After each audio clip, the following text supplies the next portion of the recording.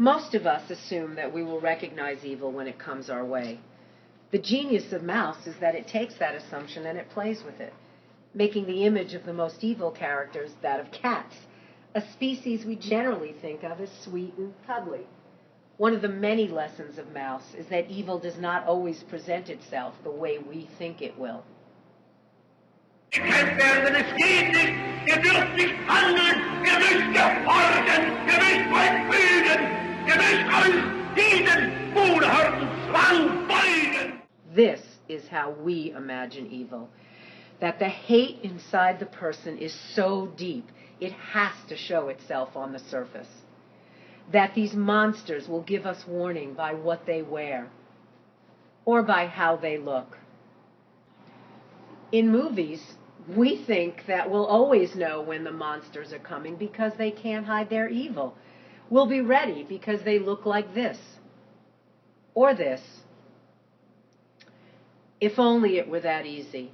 Even in movies, the monster is often on the inside, where we can't see it so easily, where we don't even believe it exists, till it's too late.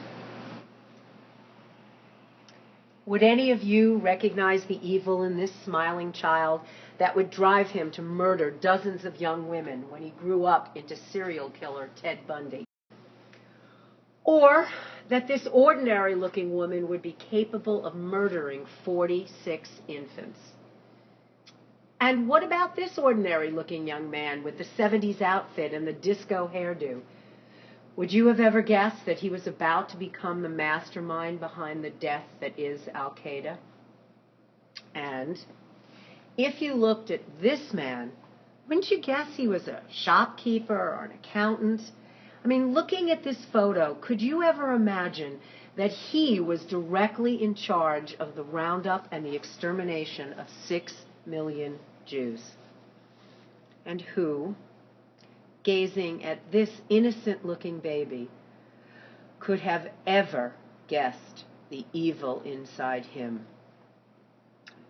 So no, we can't always be sure that evil people will announce themselves to us in some obvious way. In real life, the mask that evil people wear is often that of the most ordinary of us. It's their words and their actions that reveal themselves. So the only way to fight evil is with knowledge, to be aware of the world around us, to understand what our rights are, to be informed and to recognize when people are trying to take away those rights, even when it doesn't affect us personally. And to not be fooled by how nice the person may look, or how educated they are, or how they may disguise their motives with pretty words, or even if they look just like us.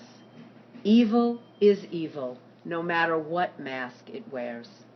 And once we do recognize evil, then it is our obligation to fight it with our words and our actions. To stand and do nothing in the face of evil makes us part of the problem.